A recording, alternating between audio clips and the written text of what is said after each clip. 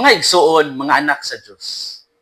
Sa nasod sa Brunei, na sila'y gitawag nga most famous Catholic, kinatanyagan sa tanang Katoliko.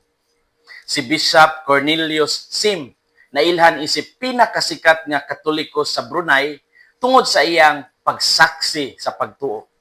Ang iyang mga lolo ug lola mao ang kinaunhan nga natala nga nahimong Katoliko sa ilang village. Ang Brunei usa ka gamay nga nasod diin minority kaadyo ang mga Katoliko. Mao nga ang pagpili sa pagtuo usa gyud kaayo ka dako nga sugal sa kinabuhi. Padayon siya sa iyang pag-eskwela, misulod sa seminaryo ug napari. Siya na ordinahan niadtong November 26, 1989. Ug siya ang kinaunhan nga Bruneian o taga Brunei nga nahimong paring Katoliko. Siya sad ang kinaunhang nahimong obispo sa Brunei. Ug isip unang lokal nga obispo sa Brunei, gipaila ni Cardinal Sim ang 7 ka mga prioridad alang sa lokal nga simbahan. Pag-umol sa pagtuo sa mga adults, biblical ministry, kabatanunan, family, vocations, evangelization, ug social welfare, labaw na sa mga migrante. Ug niadtong 2020 gihimo pa gyud siya ni Pope Francis nga usa ka kardinal. Kinaunhang kardinal nga gikan sa Brunei. Mao nga siya gajud ang gitudlo nga Brunei's most famous Catholic. Unang paring Bruneian ug sa ulahi nahimong unang obispo sa Brunei ug unang kardinal sa Brunei. Kini nga istorya sa tawag ug pagpili makatabang nato sa pagsulod sa atong ebanghelyo karon. Si Jesus miadto sa bukid ug mitawag sa iyang mga gitawag nga apostoles. Unsa may makutlo nato karong adlaw? Unang punto, ang tawag sa bokasyon magsugod sa personal nga relasyon. Importante kaayo ang atong personal nga kasinatian sa Ginoo. Mao nga sa ebanghelyo gitawag ni Jesus ang iyang mga tinun-an nga muuban niya aron masinati nila ang iyang kinabuhi. Jesus went up the mountain and called to him those whom he desired, and they came to him.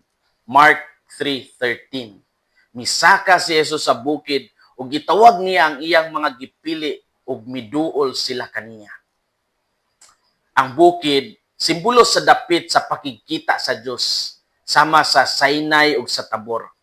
Gipili niya ang napulo og duha nga gitawag usab niya nga mga apostoles aron mag-uban kaniya. Dinhi makita nato nga ang ministeryo mutubo gikan sa personal gajud nga relasyon sa Dios. Ang pag-alagad nga walay pakig-uban kang Kristo dali rang mapulan og mawala sa direksyon. Sama ra na sa Iro, ang istorya sa Iro, no? Nga niuban lang og aw-aw kauban sa ubang mga Iro.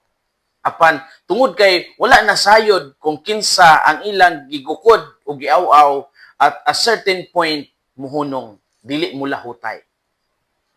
Daghan kanato og gusto dayon mulihok alang sa Dios apan kulang sa panahon uban sa Dios. Ang pag-ampo, pagpamalandong ug pakig-uban kang Hesus mao gadzud ang pundasyon sa tanan bukasyon. Ang personal nga relasyon kang Kristo mao ang unang lakang sa tinuod nga pag-alagad.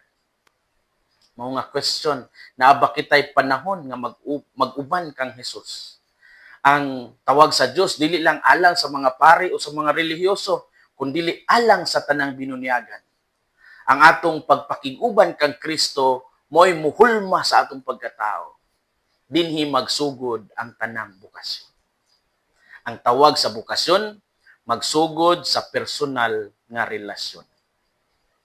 Ikaduhang punto, ang tawag nato dili lang sa pagpaminaw apan sa pagsabwag usab sa Dios nung gingharian.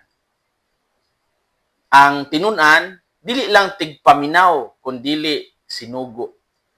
And he sent them out to preach and have authority to cast out demons. Mark 3:14-15.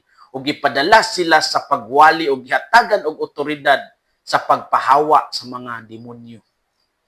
Ang pagwali ug ang pagpalaya sa dautan nagpasabot sa pagpalapad sa gingharian sa Dios.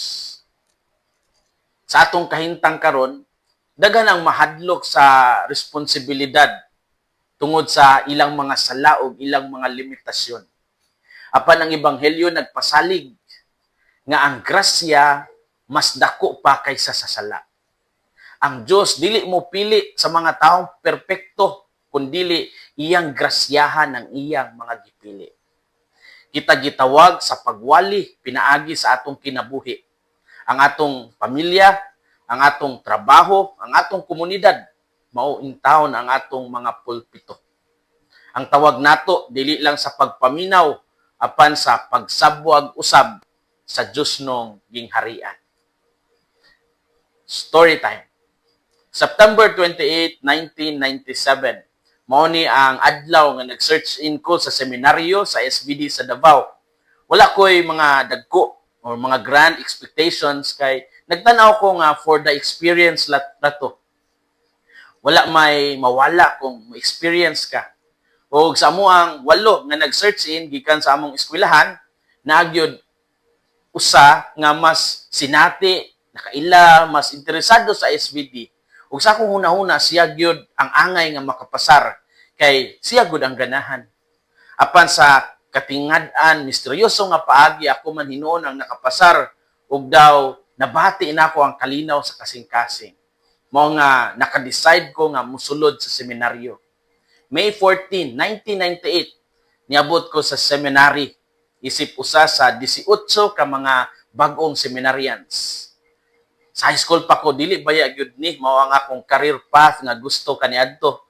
Apan hinay-hinay nasabtan nako nga dili gyud ni akong plano kundi plano sa Dios. Ug sigon pa nila, the rest is history.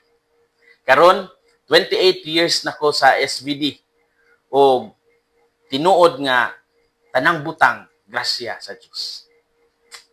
Mga igsoon, mga anak sa Dios, kitang tanan gitawag sa pagpaminaw sa tingog sa Dios sa atong adlaw-adlaw nga kinabuhi. Ang Dios mutawag sa lain-lain nga mga paagi. Usahay pinaagi sa kahilom, usahay pinaagi sa pinakalit nga mga higayon. Ang pangutana lang mao nga kung andam ba kita nga motubag. Hinaot nga ang kasing-kasing ni Kristo maghari sa atong mga kasing-kasing. Kini si Father Felmar Castrodes, PLSVD, ang inyong magsisibya sa maayong balita. Gikan dinhi sa Radio Veritas Asia.